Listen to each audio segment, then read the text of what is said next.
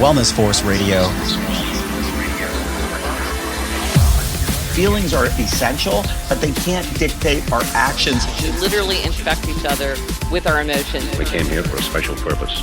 Let the purpose unveil itself. Knowing without doing is the same thing as not knowing. They're not just trackers. I'm going to wear this and it's going to help me do the right thing. Wellness Force Radio, episode 107, with Dr. Sylvia Tara, author of The Secret Life of Fat.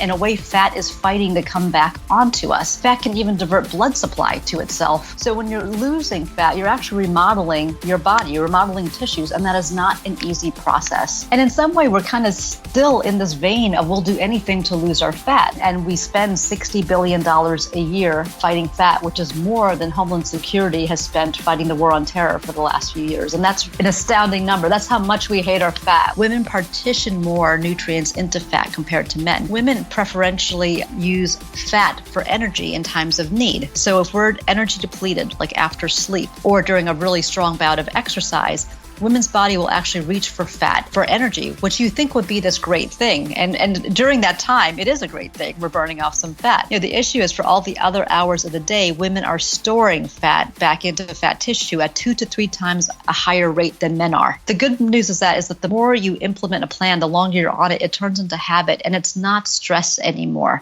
What's up, my friend? It's Josh Trent, and welcome back to another episode. This is your weekly access to global experts in all things wellness, behavior change, and new technologies. In this podcast together, we'll discover the connections between our emotions and healthy habits to live life well and enjoy the process. This podcast is brought to you by Perfect Supplements, a company who actually walks the talk with their values of pesticide-free, non-GMO, real food supplements that fuel us for the wellness journey. Save money, support the show, get more wellness in the process. Head over to perfectsupplements.com/wellness force. Enter code wellness force to save 10% off your entire order. With over $60 billion every year spent on fat loss in the United States, what is the real truth around how we can control our physiology and let go of the weight that holds us back from living the life of wellness we deserve? If these are the kind of questions or narrative that runs in your mind, today is going to hit you like a ton of bricks on the show, because we're bringing one of the most authentic, scientific, and trusted minds in the wellness space, Dr. Sylvia Tara, to talk about her decades of research to give us more clarity and to cut to the fat of what are the real issues surrounding weight loss versus letting go of old weight. This episode hit a really emotional button for me because as I've grown Wellness Force to then produce a second show in the fitness industry, while at the same time helping clients that I work with virtually as a coach let go of their weight, the reality is that I'm human as well. And in my process of letting go of weight, it's been unique to me and at times challenging. I talk about this on the show, so stick around towards the midpoint and at least make sure you're in a headspace where you can take a deep breath and keep an open mind during this conversation, because some of the topics we're going to discuss today may trigger you, they may frustrate you at certain points of the interview, but I promise if you keep an open mind, you're in for one of the most down-to-earth conversations around letting go of weight so you can understand this secret life of fat, how fat operates on our body, because this is not a diet book. This is what I love so much about this conversation. I want to preface our time together today for you and I by saying there's going to be a lot of education in the interview, so you may want to take some notes or set a bookmark to listen to this again because, well, everything's going to be on our show notes page over at wellnessforce.com/let go. We'll have detailed show notes there, so click on your artwork at any point during the conversation. All right, today's show, we're diving into some incredible topics, like the difference between weight loss, lean body mass, and fat loss. We'll talk about the analogy of money and fat, the corollary of how blood glucose is cash, glycogen is a checking account, and fat is a certificate of deposit. Why you need more than just hope to let go of old weight. How we can increase our adiponectin stores so we have less mesentery fat, and it's okay to have subcutaneous fat. Really interesting research on why women store more fat than men and how you can circumvent that. We'll talk about body shaming and perception, why all these skinny rail people that are on the covers of Gucci magazines are actually planting subconscious seeds that make people fail. Because at the end of the day, fat is an acronym. It's food, it's activity, but it's also training our brains. You'll get some tactical steps you can take through overcoming willpower depletion by applying what Dr. Tara calls temptation bundling. And when letting go of old weight, she'll discuss how forgiveness on this wellness path is just as powerful as the plan itself. Bear with the audio in a few sections of the show and in our 7 for 7 round, as this was such a thought-provoking conversation, but we had a little bit of an issue with Skype, so sorry about that, my friend. It flickered a little bit. Just hang in there. The interview gets really, really good. And especially when we learn about Dr. Tara's definition of wellness and how she learned to love her fat, to let it go. Let's step into this thought-provoking conversation with Dr. Sylvia Tara. Dr. Sylvia Tara holds a PhD in biochemistry from the University of California, San Diego, and an MBA from the Wharton School of the University of Pennsylvania. She was a healthcare management consultant with some of the world's leading brands and previously worked for the largest biotechnology companies on the globe. After an extended battle with fat, Dr. Tara became fascinated with its resiliency and embarked on a mission to better understand it. Her book is the culmination of years of research and interviews with physicians, patients, and leading scientists. The Secret Life of Fat will forever change how you think about this misunderstood organ. As a busy professional, author, mom, wife, and influencer in our health and wellness world, Dr. Tara is a true example of balancing life's demands while still being of service to others with her new book. She is bringing a surprising science behind our most hated body part for us to understand what it really takes to let go of old weight. Dr. Tara, welcome to the show. Thank you. It's great to be here. You know, we spend $60 billion a year fighting fat, and this is just such a misunderstood organ. I am so excited to dive into the book. I mentioned before we recorded, this is not a diet book, and I think the title of it, looking at it, and all the people that are in our space, you have written something really unique. Why did you want to write a book like you did that wasn't necessarily a diet book and more of an empowering educational tool? Why did you go that route? Yeah, I went down this route from my own experiences. I gain weight extremely easily, and I always have. I always watch people eat what they want, do what they want, not even exercise much, and they somehow eat more than me and stay thinner than me. And I'd gone on a number of diets. I worked with personal trainers, day in, day out.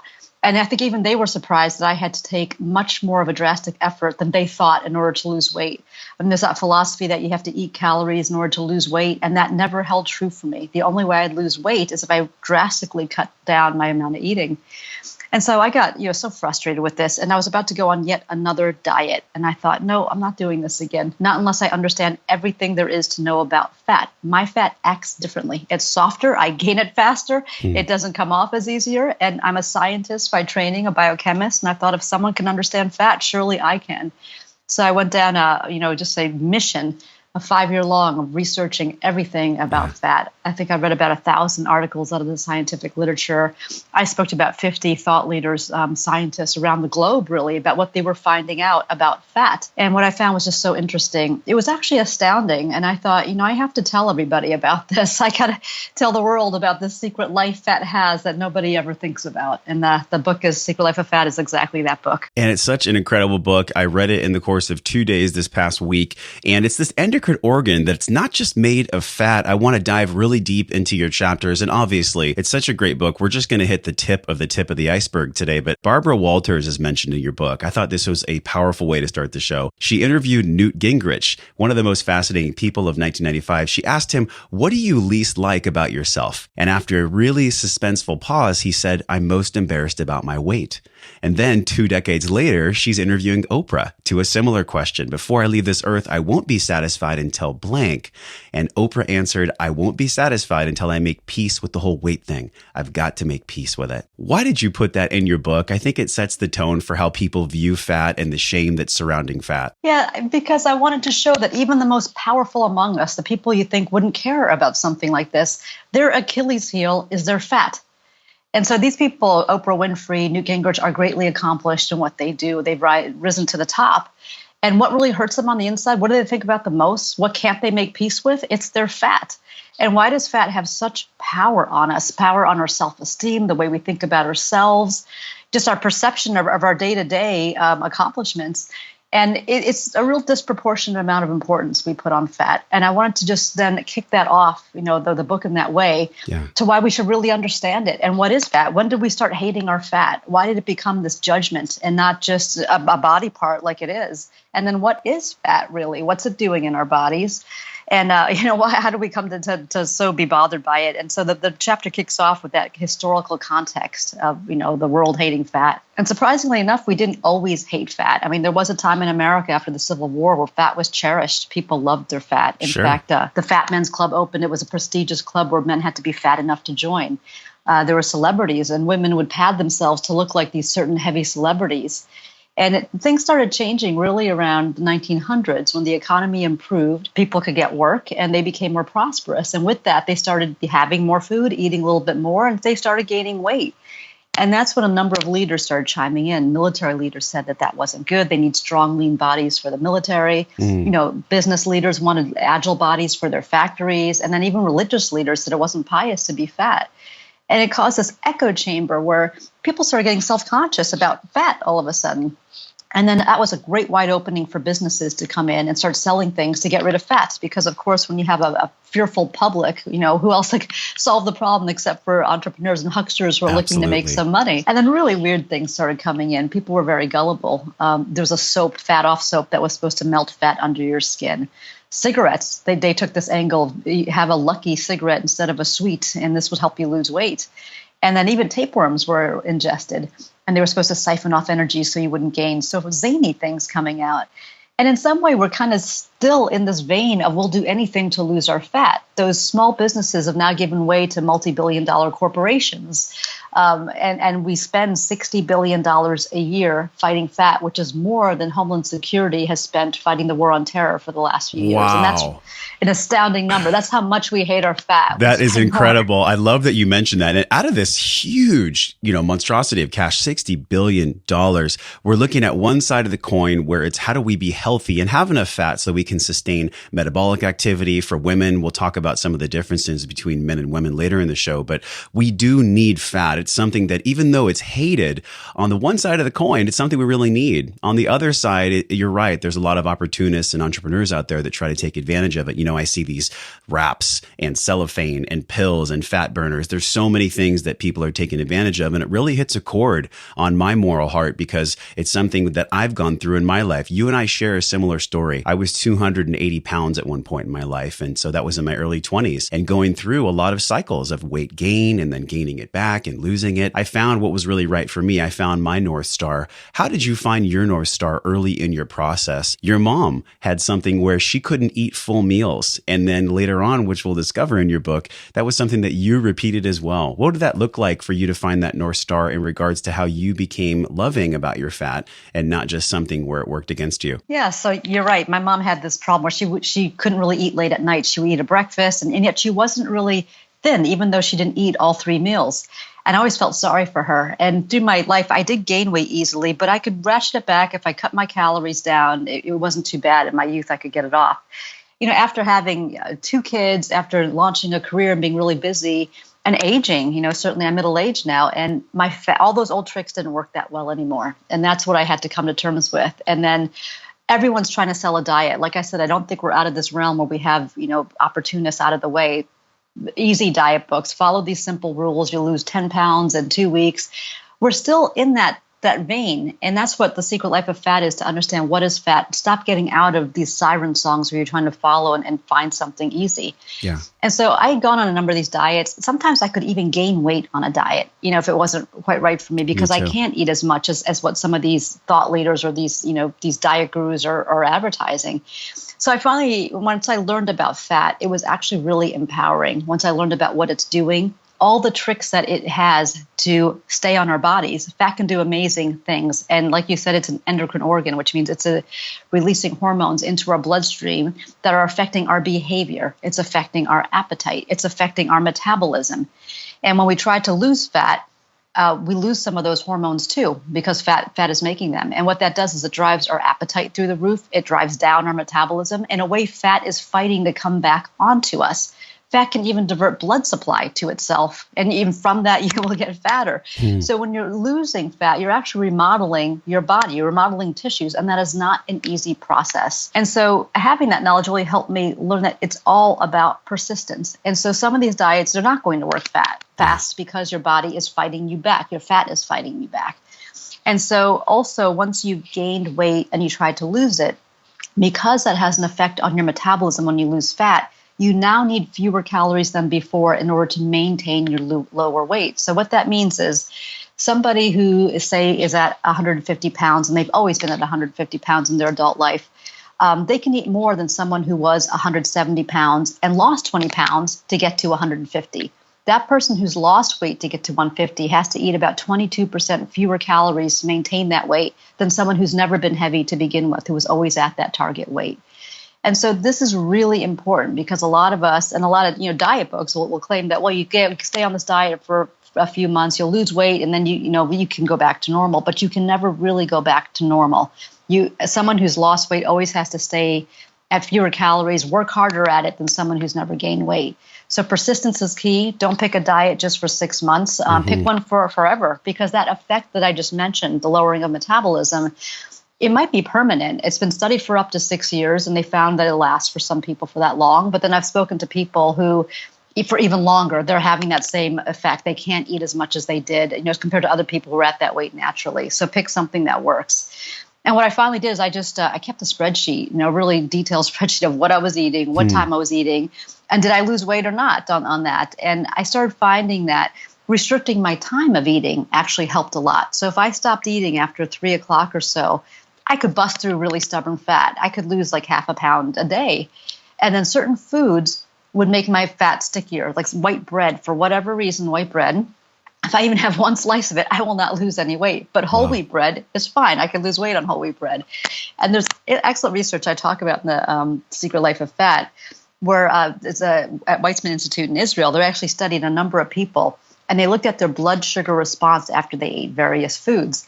And so some people, they noticed, could eat chocolate, they could have alcohol, they could have a cookie, and they wouldn't get a big blood sugar response. It wouldn't spike. And then other people, even a small amount of something sweet would actually cause their blood sugar to spike. So we're not all responding to foods the same way, which is why it's so important to tailor a diet that works for you. And it's why some diets will work for you and others won't. We all have various responses.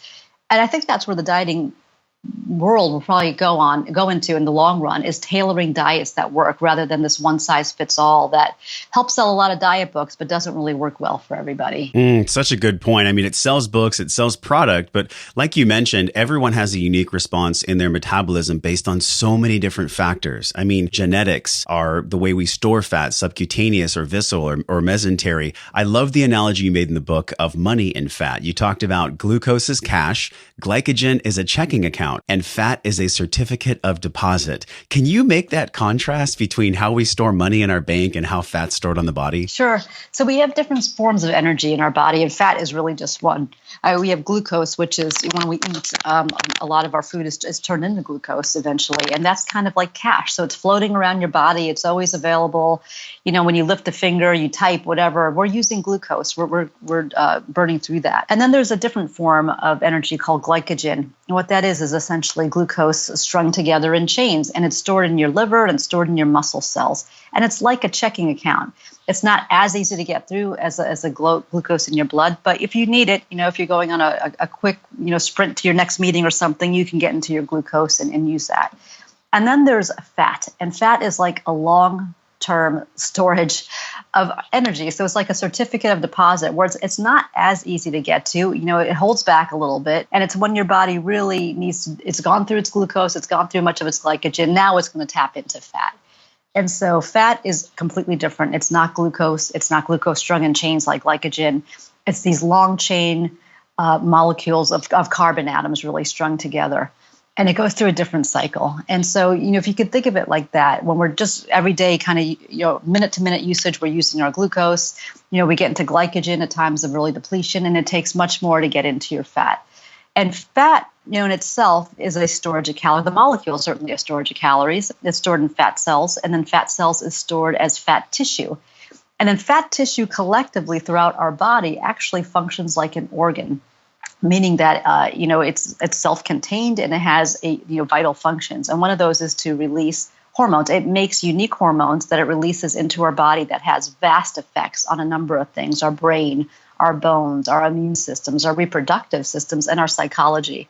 So it's actually doing a lot more than just storing calories. And that's, that part of the book is where I put it into what fat really is. And so I think when we try to lose it, it becomes much like skin. So like a piece of skin is just a piece of tissue, but skin in its totality is an organ, and fat is very much the same way. And the way that fat directs our thoughts, by the way, one of the main things that a certain type of fat does is releases leptin. Leptin, we've talked about on the show, is that seesaw between am I hungry or am I full? And that seesaw of ghrelin and leptin. Tell us about the leptin piece, because I think the more we know, the better equipped we are to let go of this old weight. Dr. Tara, what is leptin for people that don't know, and how does fat regulate leptin? Yeah, so fat cells produce leptin, and leptin is a protein that acts like a hormone. So when our fat cells make leptin, it goes into our bloodstream, and it can go and bind to the hypothalamus region of our brain. And that's where an appetite center is. So when we have normal amounts of fat, we're overall fairly satiated. I mean, certainly we get hungry at meal times and things like that. And there's a number of other hormones that dictate hunger, such as ghrelin and other stomach hormones as well. But overall, we're more or less satiated. Now, when people either lose a dramatic amount of weight or they have a defective fat, such that the genes in their fat don't produce leptin, their appetites go through the roof. And I tell the story of a girl named Layla. And much of the book, The Secret Life of Fat, is told through stories to make it interesting and to help people get through the science.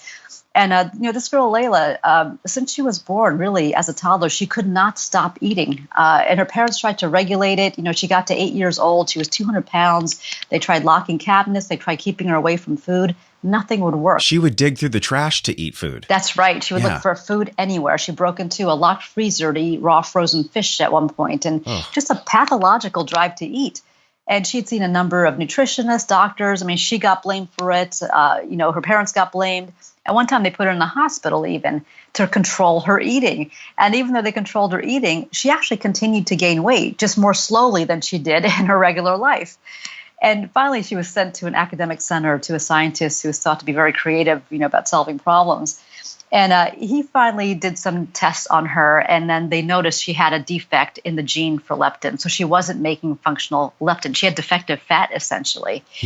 And so she never got a signal. That leptin that goes to your blood and goes to your brain wasn't happening. She never got the signal to stop eating. Her body thought she had no fat, and it drove her to eat constantly.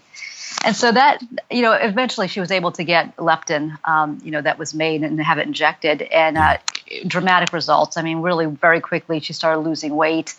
She's since gone on to have a perfectly normal life. She looks normal. She's got a career, getting ready to be married. And so it just shows the power of our fat. It's not just sitting there storing calories. It's producing, vital substances our body needs. You can see the power it has on our brains when we don't have enough. And that same effect, when we lose weight, we actually get the same effect. Not quite like Layla, we're not pathological, but fMRI analysis shows when they look at brain activity of people who've lost 10% of their weight or more, they are more responsive to food. So when they're showed pictures of food, the reward centers in the brain, they light up. They're more excited by food than someone who's not lost weight so far. And that's really interesting. And at the same time, their control centers, their inhibitory centers, are less responsive. So they're more excited by food, but they have less ability to control themselves after they've lost weight. And that's to do with that depressed leptin level. And so it's something to keep in mind. When you are feeling hungry, you've lost weight, you're feeling hungry, feeling less satiated, remember, your body is driving you to put that fat back. And it really takes a good amount of drive, determination to see that through, to not give in to that craving. And that feeling will last for years, really. It's been studied for years. It goes on for years. And it's one of the reasons why, a main reason why people regain weight after they've gone on a diet, while we're constantly looking for the next diet, the next solution, the next miracle that's going to help. And really what I learned from all this research is there's not the miracle diet that's going to help. It is going to feel a little bit less satiating. After you lose some weight, you're going to want to eat more. You're going to be driven to put that back on. Your metabolism is lower. And you've got to stay on this. You've got to have the drive to stay on this for year after year. This is why I love your book so much, because you're not painting some fake picture that will just sell a book. I'm enamored with your messaging, because it's the first book I've read in years where you're really cutting to the meat and cutting to the truth. Now, a lot of people are listening and they're thinking, oh my God, am I screwed for my whole life? I mean, Dr. Tara's telling me that I'm always going to be hungry and I'm always going to be in this space where I'm, being controlled by my leptin. And for people like myself, Dr. Tara, who have lost lost 75, 80, maybe 100 pounds. Is there hope for us? What can we do from a mechanical standpoint? What are the daily habits that you instill in your life for people that have lost 10% of their body weight or more? What does that look like each day to set up your day for winning and letting go of old weight? Yeah, I mean, but the good message is that it does get easier with time. So I remember, and I talk about my own experience in the book, and it was really hard when I started. But I felt I had the tools now to understand fat. And I mean, most of it, it's mind over fat, if you will. You have to have the drive to want, that thinner body more than you want this big plate of food that's being advertised to you by some restaurant or something like that. Yes. Right. So first you have to have the will and the desire. And in fact, research shows when people are really motivated, they can get through this and they have permanent weight loss. There's the National Weight Control Registry, which tracks successful dieters. And they find that people who had a strong trigger, like they had a diagnosis of a health problem, or they saw a picture of themselves at an all-time high weight, some emotional reaction to their fat like that, they are actually the most successful dieters. And those are the ones that are really motivated to take off the weight. And so what they do, the other things that they do that make them successful is that they count their calories. They keep a very diligent log of what they eat. They rarely come off their diet. And if they do, they get back on really quickly, so around holidays. And that they exercise for about an hour a day. And this helps them have permanent weight loss. And I know for me, it kind of went along the same line. Once I read about what fat is, and once I got to that point of being really fed up with having it, it was like an emotional trigger. I was like, okay, I got it, and I'm on a vengeance now. I'm going to fight this thing down. And so, it's more or less what I did. And I kept that log, and it could not win after I knew what it was doing. And so for me, what really worked for very, very stubborn fat is intermittent fasting, whereas I eat for certain hours of the day and then I don't eat for more of them. So I eat between like 9 to 3, 3:30 or 4 maybe, and I don't eat in those off hours. And the reason it works, is multifold. One is that, we can eat for our hormones, and we read a lot about insulin, right? There's a lot of books about controlling our insulin levels, not having too many carbs and sugars, and that's a great start. But there's other hormones too to think about. And one is growth hormone. And growth hormone levels, they peak at night. And so if you can extend that overnight fast, it's thought that you can actually extend the release of growth hormone. And that's a great fat-burning hormone. When we eat, we start to mitigate some of the growth hormone levels. And also ghrelin, which is a hunger hormone, is actually helps release growth hormone. So it's actually a secretagogue for growth hormone. And that's something to think about. So even when you're feeling hungry late at night and I'm not, when I'm not eating those hours, take solace in knowing that that's ghrelin helping to promote the release of growth hormone, which is busting through your really stubborn fat. Testosterone is another good one, and I write about this in The Secret Life of Fat. Certain exercises will help promote the release of testosterone. That is a great fat-burning hormone. And as we age, we have less of growth hormone, we have less estrogen, testosterone, all those great fat-burning hormones we've had along the way are declining. And so getting clever about your hormones, becomes more important as well. So this is fascinating because there's many different ways that fat controls our emotions and our physiology. And going back to the actual types of fat, brown fat we've heard about, beige fat we've heard about. And then of course, there's the two types, the visceral fat, which is known to increase CHD. And then there's the subcutaneous fat, where actually it's not really that unhealthy, especially when we talk about the sumo wrestlers in your book. Can you tell us about the sumo wrestlers and then unpack the different types of fat? Yeah, sure. So sumo wrestlers are a very interesting case of fat but fit. And so it turns out fat is producing another hormone called adiponectin. And adiponectin actually helps guide the fats in our blood, circulating triglycerides, into subcutaneous fat tissue where it belongs.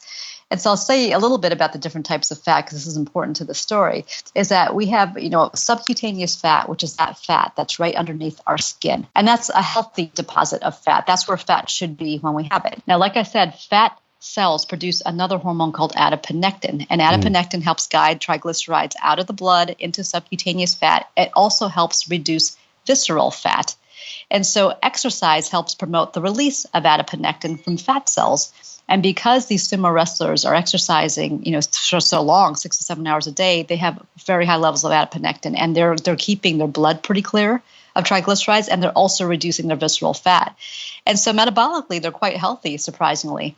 When they come off their diet. So when they retire and they start eating, processed foods and they don't exercise much, they quickly become metabolically unhealthy. And that's when they have a lot of their health issues. What are they eating when they train? Yeah, so they're eating, some fried food, tempura, things like that. They'll have like one gigantic meal they'll eat in the middle of the day to try to, to pack on the weight. And then they take a big nap, right? That's it. That's a nap. And so they're having about 5,000 to 7,000 calories a day. They take a nap, but then they exercise an awful lot.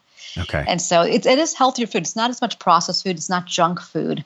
So, it's a lot of, fish stew, it's noodles, things like that, but they're just eating huge amounts of it. I know what someone's thinking. They're thinking, how can I release more adiponectin? How do we do this? Because that's what's going to store the subcutaneous fat versus the visceral fat, right? Visceral fat we don't want. That's what's going to give us more health complications. How do we eat and how do we live so that we release more adiponectin? So exercise is a good way to do it. So 20 miles of jogging per week, one studies show releases more adiponectin, and that sounds like a high number, but that gets to about 3 miles a day. Doing high intensity interval training 3 times a week is known to decrease visceral fat as well. And so that's a high intensity. You probably have covered this on your show, but it's where you do like a very high intense exercise for about 20 seconds, about 10 seconds of rest, and you do this for 8 cycles or so. Yeah.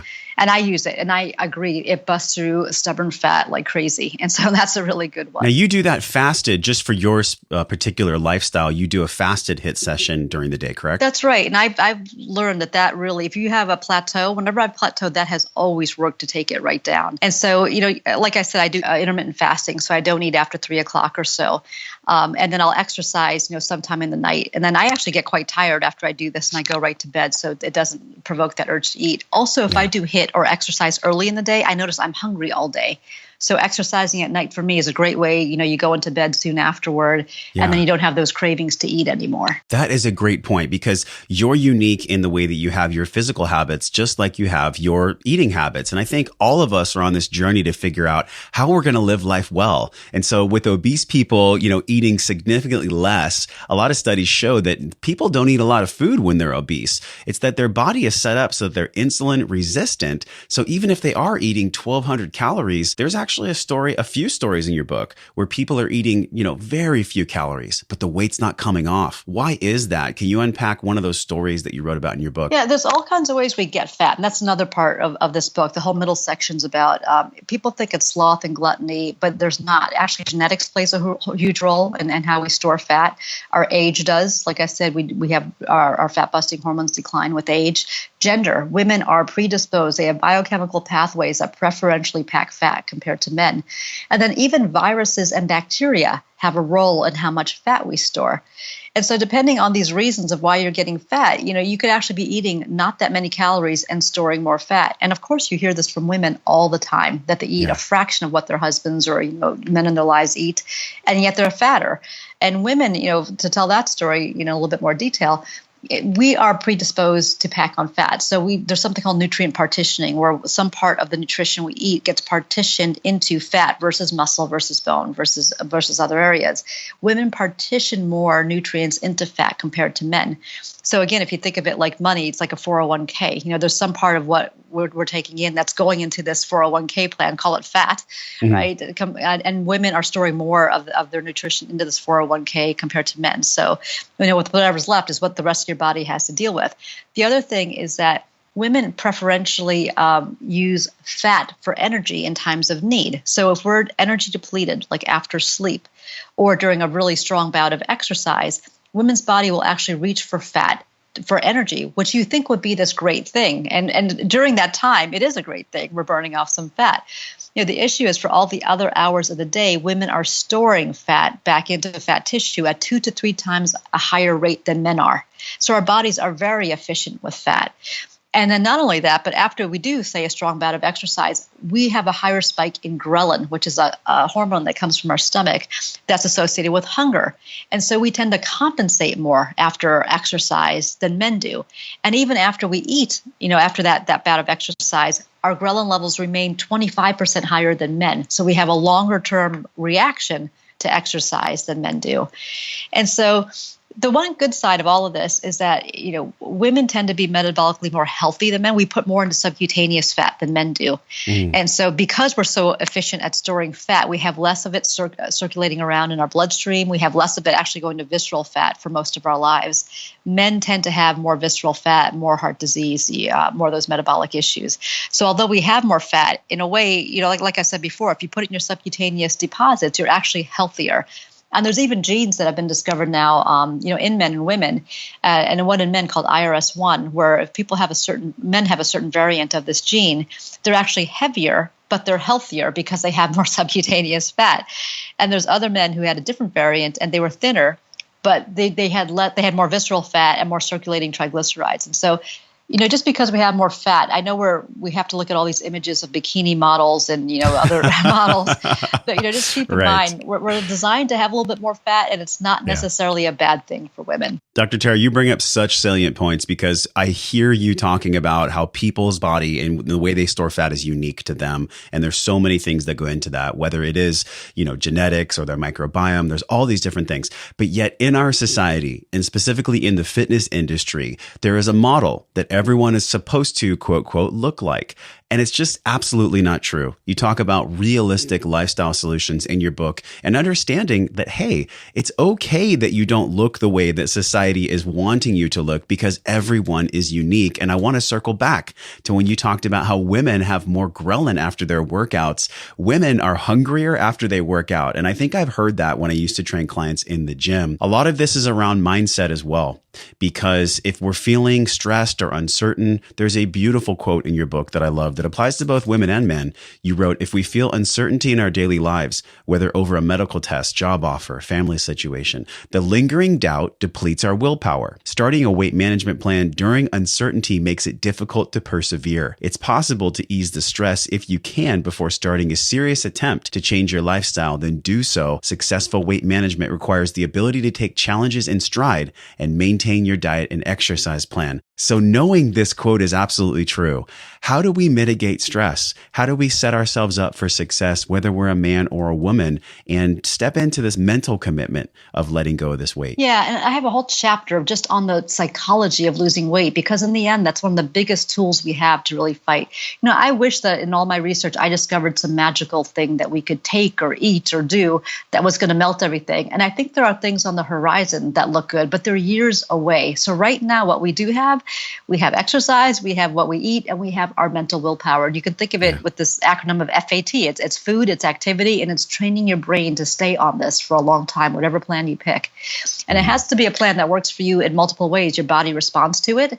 And actually, psychologically, you can deal with it. I know there's some foods I can't live without. All these diets out there talking about having no sugar at all, I won't stay on it because I really like sugar. So pick a plan that works for you. Keto's not for everyone. Absolutely. It's not for everyone. I've been on it. It works, but I tend to come off because I want something. Yeah. I'm a craving for something. And then for your lifestyle, I've been on plans where it's 5 to 7 meals a day. You exercise for 2 hours. That also works, but my lifestyle doesn't accommodate that. Mm-hmm. So pick something working for you for your biology, psychology, and socially.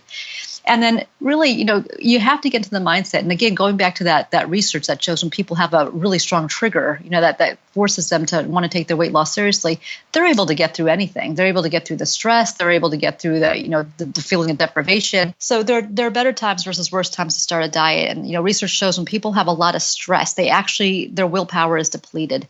And so, during like a time of recession, say sales of candy go way up, people just don't feel like taking on more stress. And a diet it's stressful because you're having to watch yourself every day.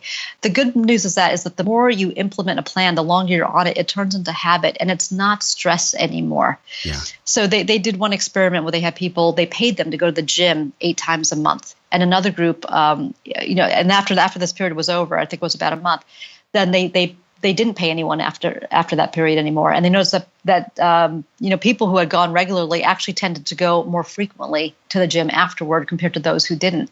And so it turned into habit for them. And so just remember that, you can get through this. It turns into habit. I know my diet seemed very, very restrictive to people, very harsh to people. But the more I did it, I don't even think about it anymore. I don't even think about eating after 3 o'clock or 4 o'clock. It's just become second nature to me.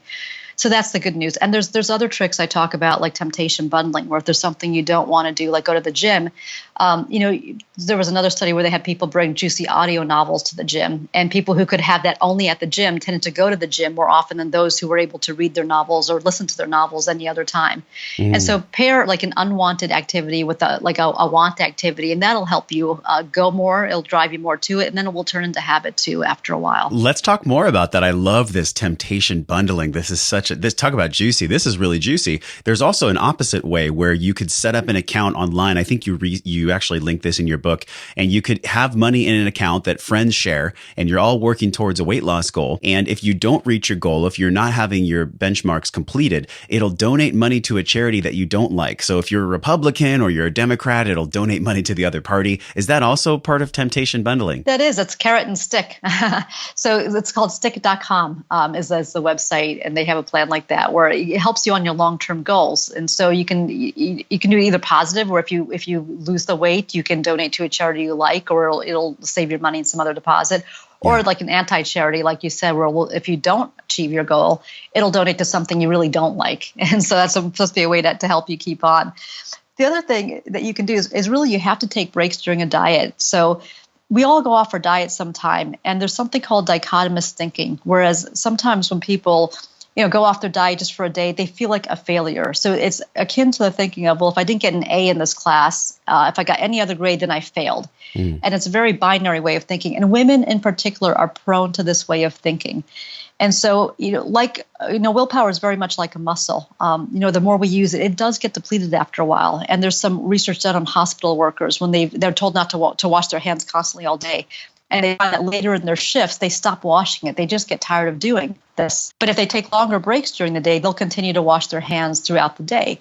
And similarly, when you're dieting, you are on a regimen. It takes, willpower. It takes discipline to stay on this. And every now and then we want a break. So I would just say to everybody, let yourself go on a break once in a while. The real key is forgiving yourself for that break and getting on immediately the next day. And that's another thing successful dieters do really well, is that they might go off for a holiday, but then they're on the next day. So just, forgive yourself and snap back into a diet plan. You will need a break. I don't mean to quote so much research, but another research study I cover in the book is, they had people do a strenuous task, and then they let them take a break, and they have part of the people go and watch a sad movie, another part of the people, they go and watch a very happy movie. The people who have gone and watched a happy movie and recharged, they're ready to get back at it. They have more willpower, more ability to apply themselves after that pleasant break compared to somebody who watched a sad movie or didn't take that break.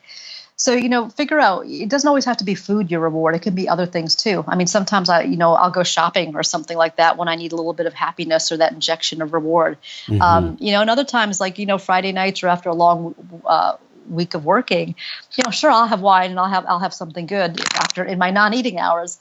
And so, but the key is I get right back on it on Saturday. I'm back on the treadmill. I'm back on my diet plan. And so allow yourself to go back and come off your diet and come back on, and don't punish yourself too much for that feeling.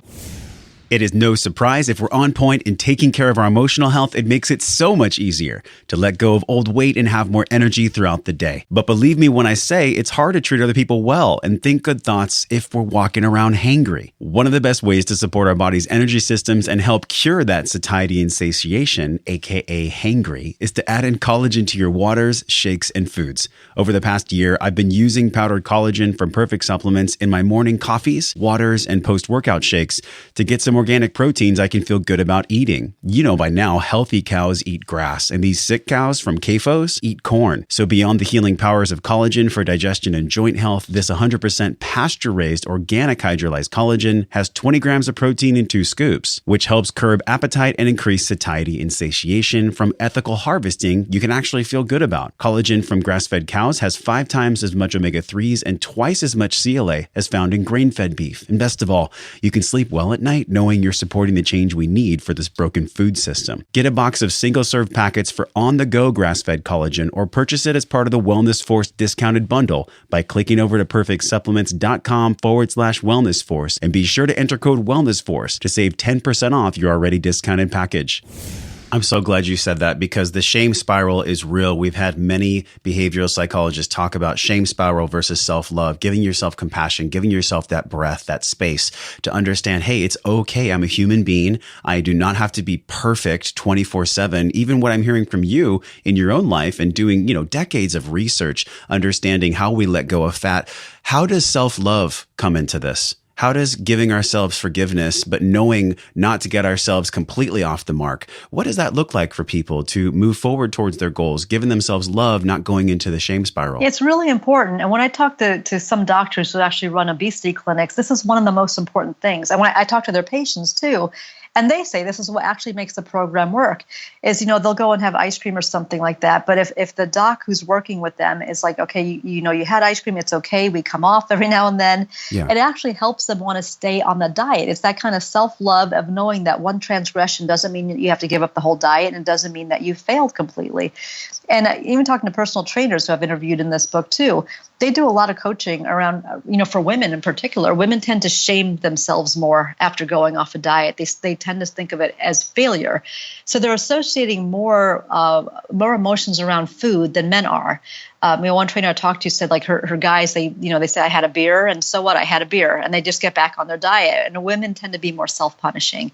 And so the key is really to watch, this dichotomous thinking, this kind of, self-shame spiral. Once you get on it, it's hard to get off. And it's not only for your diet that it's important, it also leads to a lot of other problems. People with dichotomous thinking tend to have more depression, they have more eating disorders, they have a lot more unhappiness in their lives. And I don't know where this really comes from in people, but I know it's prevalent. I've even been guilty of this in the past. The more you think, you just get, it's a long road. Dieting's a long haul. We're going to be on this for years. Of course, you're going to come off and have ice cream every once in a while. I do. Yeah, we're human beings, right? Last year, actually, 6 months ago at UCSD, your alma mater, I went to the exercise physiology department, the EPARC, and I worked with a exercise phys specialist there. He's been in the industry for decades. He did my VO2 max test, and I came out with my RMR at 2031. So that means if I'm completely still, I need about 2,031 calories every day for me to actually maintain my weight. And so over the course of those 6 months, Dr. Tara, I tracked all my food in my Fitbit.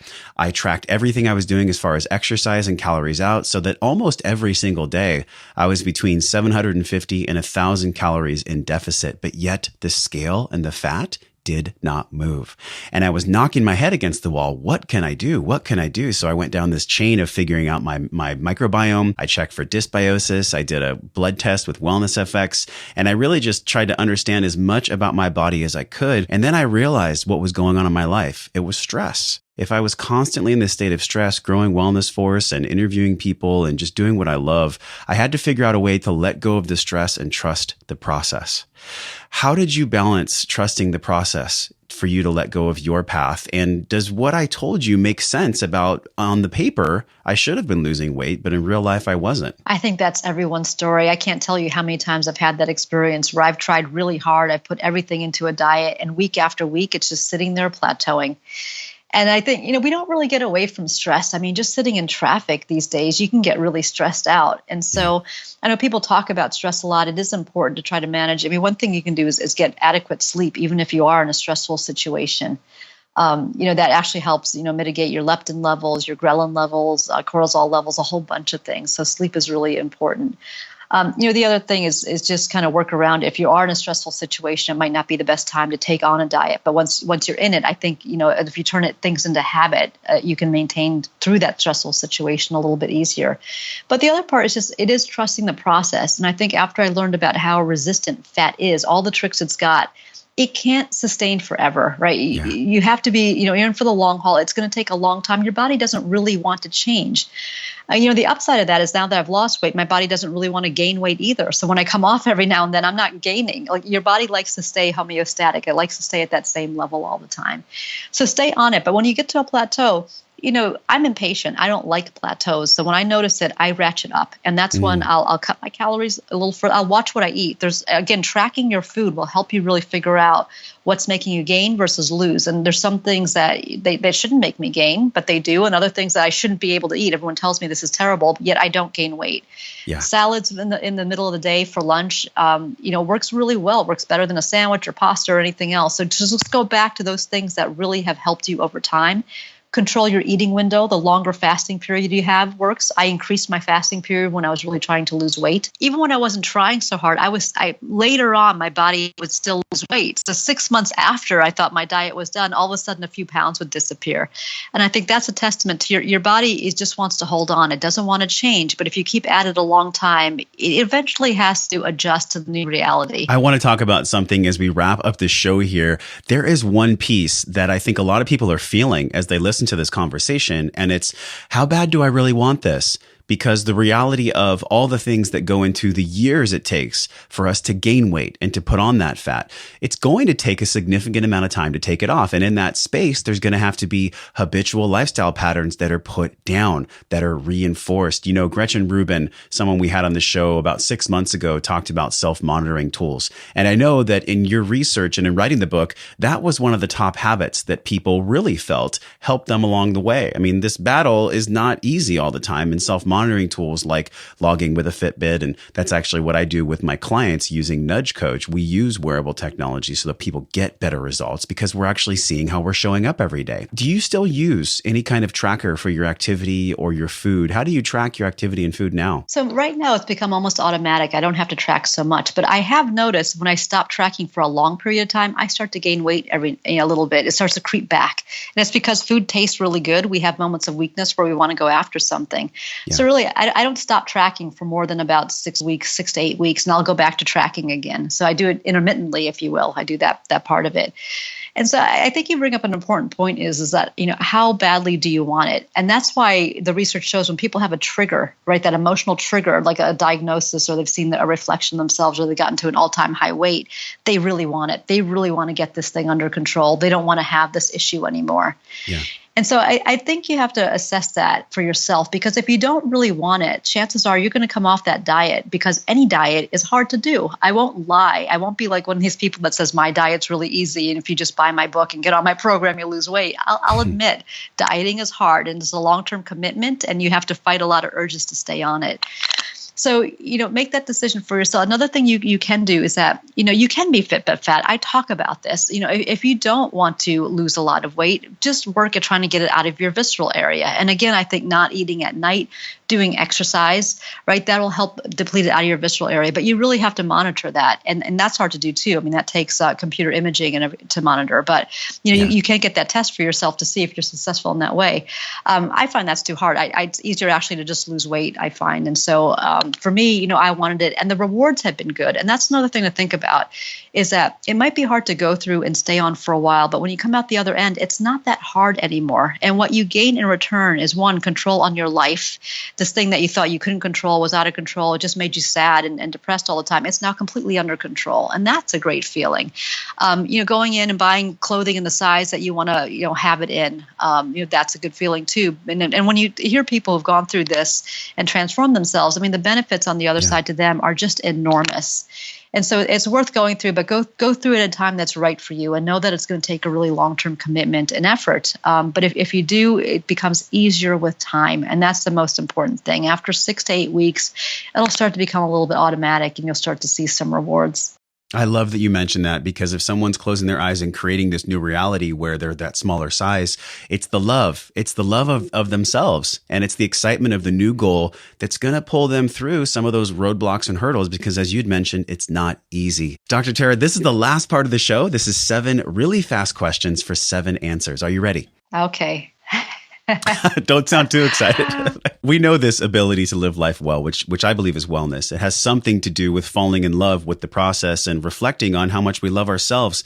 How have you fallen in love with your own wellness and these habits that you've fortified in the past 10 years? Well, I think I've fallen in love with just knowing that they're easy to do now, that I'm completely in control of the time I eat, how much I eat. I'm in love with the awareness now that I have of what's in food and what works and what doesn't. So I think I'm just in love really with being in control of how I look and my health and what I'm eating. What's been the most shocking or surprising piece of research you came across when you were writing your book?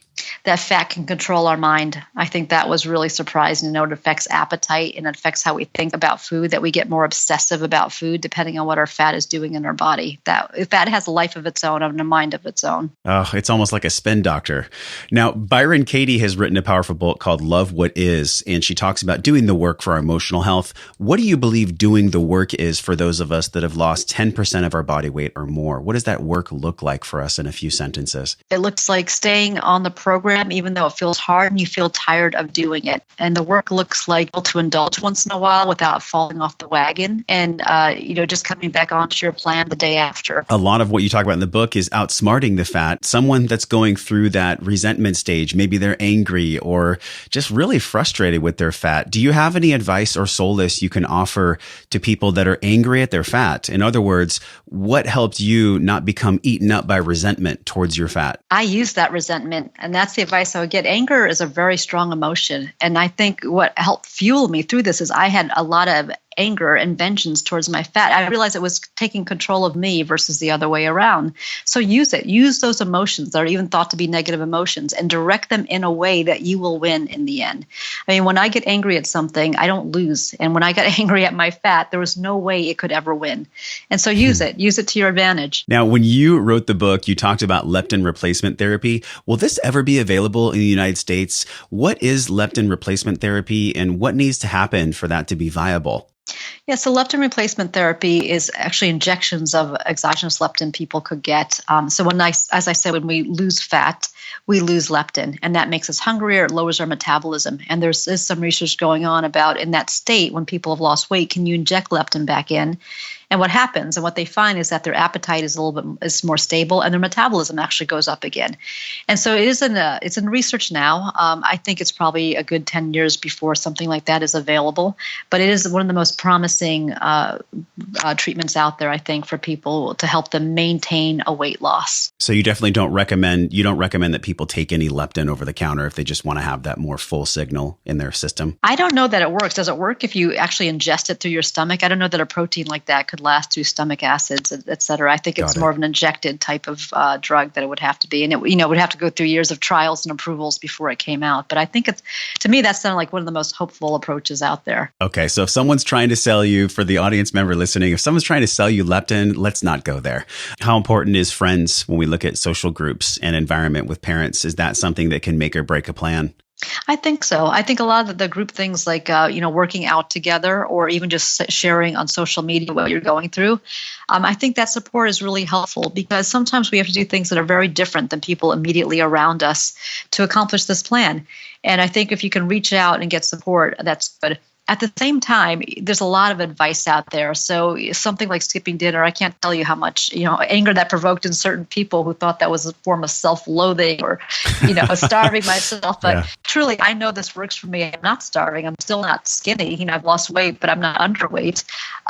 So be careful too. I think support is good, but find the right support of people who understand the plan, understand the great amount of variation involved in helping people lose weight. Last question. This has been such a unique and interesting, really thought-provoking conversation. I'm never going to look at fat the same way again. And I think people are really going to get some good nuggets they can take away from the show. This is the last question. What is wellness to you now in this stage of your life and everything you're looking forward to? How would you define wellness for you? I think, being healthy is wellness. So, like I said, I'm not skinny. I wouldn't be a bikini model, but I don't need it I don't need to be skinny either. I now understand what fat is. I understand its importance. I understand how it accumulates with time as we age. And it's not a bad thing either. I mean, there's some research showing that as we age, fat is actually protective. It helps, fight against mortality. And so I guess I learned to respect and love my fat. I know the power of it. It now knows the power of me, that I can control it as well. And so wellness is just being completely self-integrated and aware and happy with your state in life right now, even if it's not a measure that someone else is holding up to you. So that to me is wellness. Dr. Tara, thanks so much for coming on the show. TheSecretLifeOfFat.com. She also blogs at Science to Live By. Is there anything you think we missed or any piece of guidance that can really make someone feel empowered today as they go along this route of letting go of old weight? Don't give up. I mean, there's a lot of diets that I'm sure a lot of people have bought into trying this diet or that diet, and it's failed. And it fails for a number of reasons. It fails either because it's too hard to stay on. It fails because it's not the right type for your body type. It fails because you just don't want it. Psychologically, you don't like the diet and you want a different kind of food. There's still hope out there. You can create your own diet. You can, have something that works for you in the long haul in all dimensions. So do not give up. This might be harder than you think it is, though, and acknowledge that too. And that's where I think I'm a little unique, is I'll just face facts.